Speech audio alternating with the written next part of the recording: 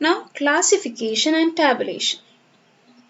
The process of arranging data into groups or classes according to their common characteristics is called classification. നമുക്ക് കിട്ടിയിരിക്കുന്ന ഡേറ്റയെ ഒരേ തരത്തിലുള്ളതെല്ലാം ഒരു ക്ലാസ്സിലാക്കി വെക്കുന്നു. അതിനെ വിളിക്കുന്ന ആ ഒരു പ്രോസസ്സിന് പറയുന്ന പേരാണ് ക്ലാസിഫിക്കേഷൻ. നമ്മൾ ക്ലാസിഫൈ ചെയ്യാണ് ഡേറ്റകളെ. Now, what are the objectives of classification?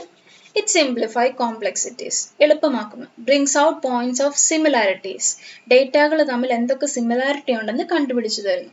It facilitates comparison. ഡേറ്റകളെ തമ്മിൽ കമ്പയർ ചെയ്യാൻ എളുപ്പമാക്കുന്നു. It helps to study relationships.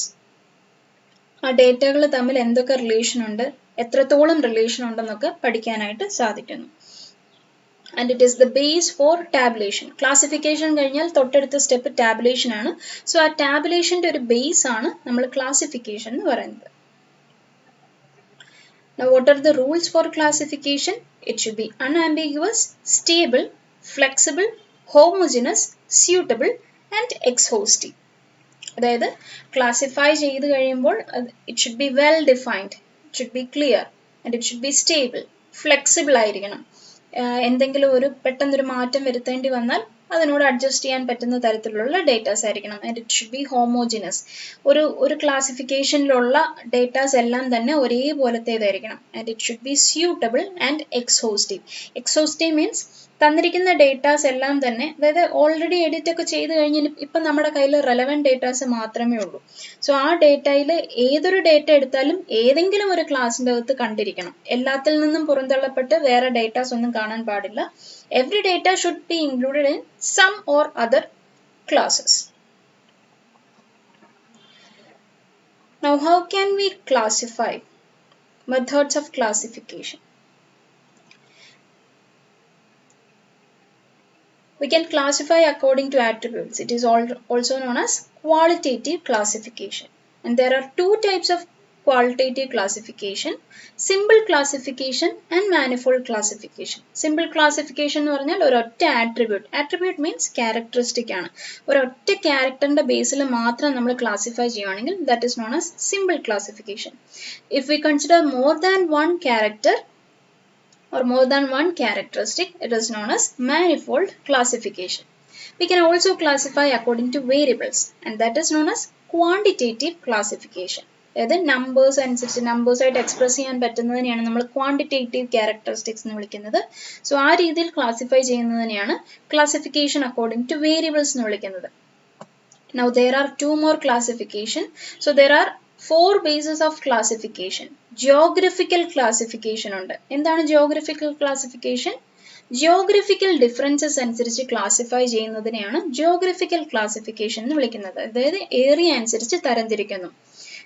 Kottayam എന്ന് പറയുന്നത് കോട്ടയത്തുള്ള കാര്യങ്ങളെല്ലാം കൂടെ ഒരു ക്ലാസിൻ്റെ അകത്താക്കുന്നു. പത്തനംതിട്ടയിലുള്ളതെല്ലാം കൂടെ ഒരു ക്ലാസിൻ്റെ അകത്താക്കുന്നു. അങ്ങനെ ഏരിയ വൈസ് നമ്മൾ ക്ലാസിഫൈ ചെയ്താൽ that is known as geographical classification.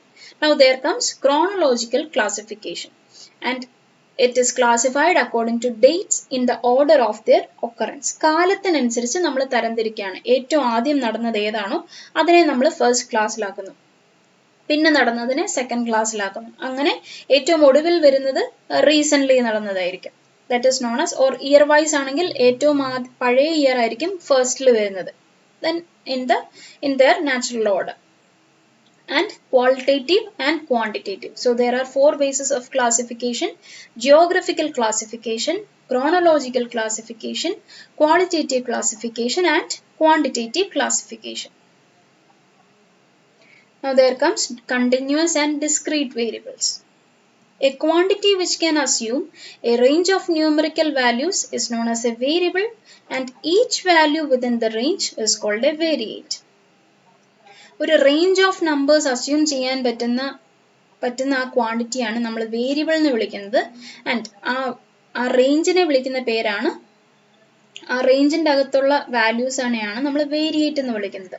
For example, if X can assume values from 1 to 10, ആ എക്സ് ആണ് വേരിയബിൾ. ആ 1 to 10 എന്നുള്ള ആ ഒരു റേഞ്ചിനെയാണ് നമ്മൾ വേരിയേറ്റ് എന്ന് വിളിക്കുന്നത്. ആ ഓരോ വാല്യൂസും 1 to up to 10 വരെയുള്ളതാണ് വേരിയേറ്റ്.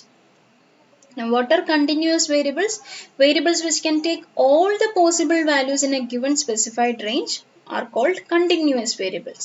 ഇപ്പോൾ പറഞ്ഞ സെയിം എക്സാമ്പിൾ 1 to 10 എന്നാണ് പറയുന്നതെങ്കിൽ if it is from open interval 1-10, it can assume all values inside 1 to 10. എന്ന് പറഞ്ഞാൽ 1 കഴിഞ്ഞാൽ അടുത്ത 2 മാത്രമല്ല 1നും 2നും ഇടയിലുള്ള എല്ലാ വാല്യൂസും അത് അസ്യൂം ചെയ്യുന്നുണ്ട്. സേ 1.1, 1.01, 1.001, 1.0123 ഈ വാല്യൂസ് എല്ലാം തന്നെ അസ്യൂം ചെയ്യുന്നുണ്ടെങ്കിൽ so there are infinite values, infinite possible values. അങ്ങനെയാണെങ്കിൽ we say they are called continuous variables.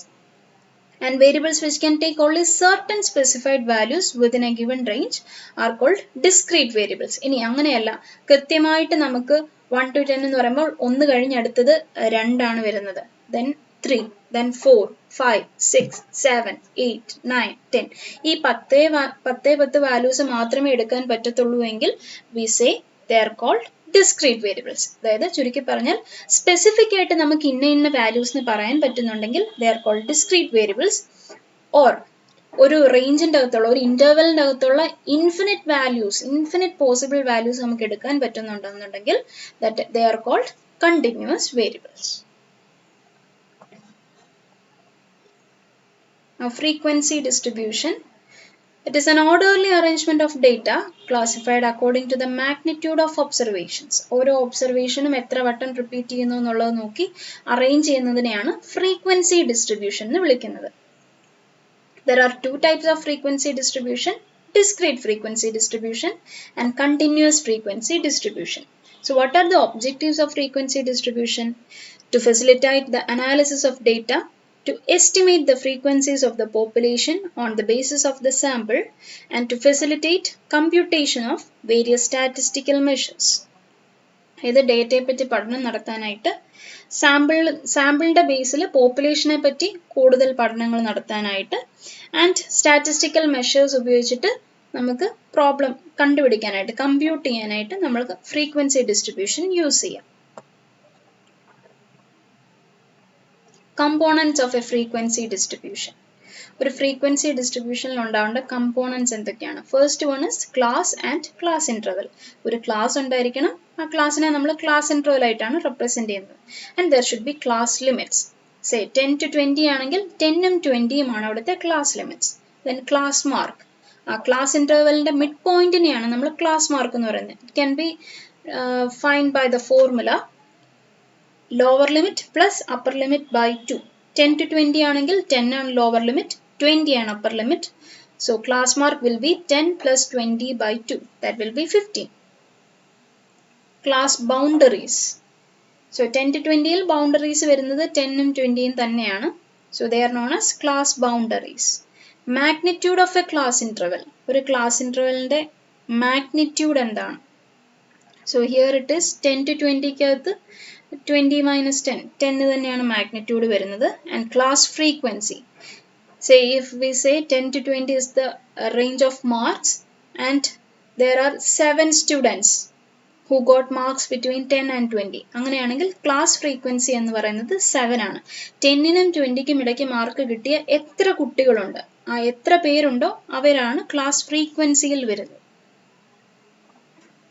So these are the components of a frequency distribution.